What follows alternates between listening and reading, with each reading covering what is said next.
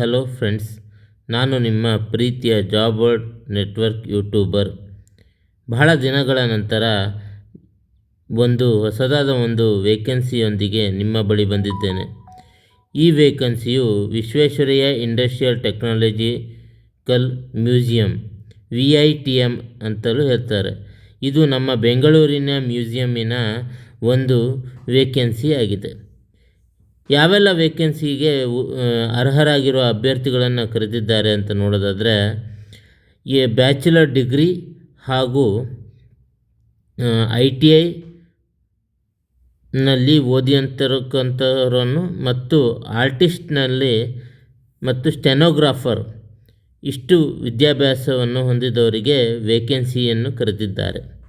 ಮೊದಲನೇದಾಗಿ educator assistant 4 ಹುದ್ದೆ, second one junior stenographer 1 ಹುದ್ದೆ, ಆಫೀಸ್ ಅಸಿಸ್ಟೆಂಟ್ 3 ಹುದ್ದೆ ಹಾಗೂ ಟೆಕ್ನಿಷಿಯನ್ ಫಿಟ್ಟರ್ ಮತ್ತು ಕಾರ್ಪೆಂಟರ್ನಲ್ಲಿ ಸೇರಿ ಒಳಗೊಂಡು 3 ಹುದ್ದೆ ಹಾಗೂ ಆರ್ಟಿಸ್ಟ್ ಇದರಲ್ಲಿ 1 ಹುದ್ದೆ. ಈ ಹುದ್ದೆಯು ನಿಮಗೆ ಎಲ್ಲಿ ಲೊಕೇಶನನ್ನು ಕೂಡ ಇರುತ್ತೆ. ಎಲ್ಲ ಹುದ್ದೆಗಳ ವಯೋಮಿತಿಯನ್ನು ಕೂಡ VITMನ ವೆಬ್ಸೈಟ್ನಲ್ಲಿ ತಿಳಿಸಲಾಗಿದೆ. ಹಾಗೂ VITMನ ವೆಬ್ಸೈಟ್ನಲ್ಲಿ ಹೋಗಿ ಅಪ್ಲೈಯನ್ನು ನೀವು ಮಾಡ್ಬೋದು. ಯಾರೆಲ್ಲ ಅರ್ಹರಾದ ಅಭ್ಯರ್ಥಿಗಳು ತಮ್ಮ ಹುದ್ದೆಯನ್ನು ನೋಡಿಕೊಂಡು ಅಪ್ಲೈ ಮಾಡಬೇಕಂತ ಹೇಳ್ತೀನಿ. ಈ ಎಲ್ಲ ಹುದ್ದೆಗಳು ಎಲ್ಲೆಲ್ಲಿ ಪೋಸ್ಟಿಂಗ್ ಇದೆ, ಬೆಂಗಳೂರು, ಕೋಲ್ಕತ್ತಾ, ತಿರುಪತಿ ಮತ್ತು ಕಲಬುರಗಿ ಈ 3 ರೀಜನಲ್ಲಿ ಇದೆ. ಹಾಗೂ ಬೆಂಗಳೂರಲ್ಲಿ ನೀವು ಅಪ್ಲೈ ಮಾಡಬೇಕಂದ್ರೆ ಬೆಂಗಳೂರನ್ನು ನಿಮ್ಮ ಪ್ರಿಫರೆನ್ಸನ್ನು ಕೊಡಿ. ಅಪ್ಲೈ ಮಾಡೋತ್ತಿಗೆ ನೀವು ಬೆಂಗಳೂರಲ್ಲಿ ಅಪಾಯಿಂಟ್ ಆಗ್ತೀರ. ಹಾಗೆ ನೋಡೋದಾದರೆ ಎಜುಕೇಷನ್ ಅಸಿಸ್ಟೆಂಟ್ ಹುದ್ದೆಗೆ ಒಳ್ಳೆಯ ರೀತಿಯ ಸಂಬಳವನ್ನು ನೀವು ನೋಡ್ಬೋದು. ಲೆವೆಲ್ 5 ಸ್ಯಾಲ್ರಿಯನ್ನು ನೀವು ನೋಡ್ಬೋದು. 29,200ಇಂದ ಸಿಗತ್ತೆ ಬೇಸಿಕ್ ಪೇ. 52ಇಂದ 60ವರೆಗೆ ಆಸ್ಪಾಸ್ನಲ್ಲಿ ಸ್ಯಾಲ್ರಿ ಸಿಗತ್ತೆ ಅಂತಲೂ ಮೆನ್ಷನ್ ಮಾಡಿದ್ದಾನೆ. ಯಾವ್ಯಾವ ಸಿಟಿಯ ಒಂದು ಲಿಮಿಟ್ಸಲ್ಲಿ ಮತ್ಲಬ್ HRAಯನ್ನು ಒಂದು ಅನುಗೊಂಡು ಆ ಸಿಟಿಯ ಅನುಗುಣವಾಗಿ ಸ್ಯಾಲ್ರಿಯನ್ನು ಸಿಗತ್ತೆ ಅಂತ ಹೇಳ್ಬೋದು.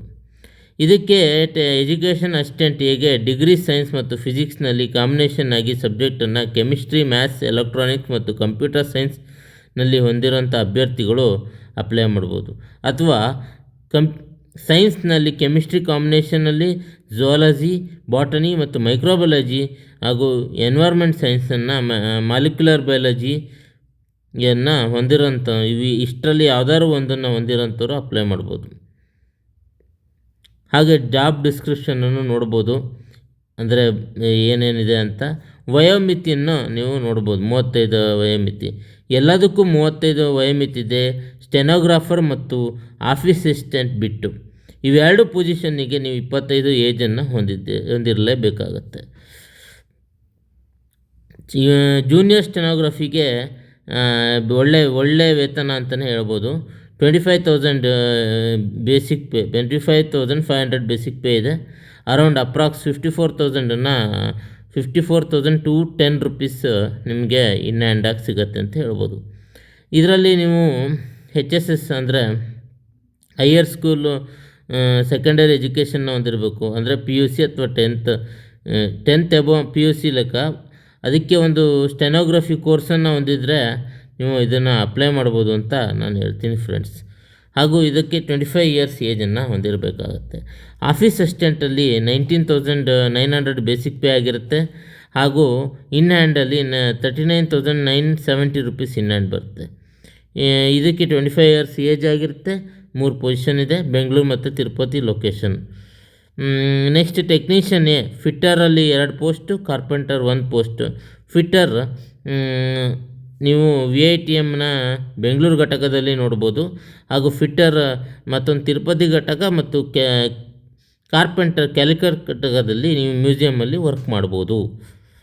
ಹಾಗೂ ಒಳ್ಳೆಯ ಒಂದು ಪೇ ಸ್ಕೇಲನ್ನು ಹೊಂದಿದೆ. 90,900 ಬೇಸಿಕ್ ವೇತನವನ್ನು ಹೊಂದಿದ್ದು 39,970 rupees approx in hand salary ಸಿಗುತ್ತೆ.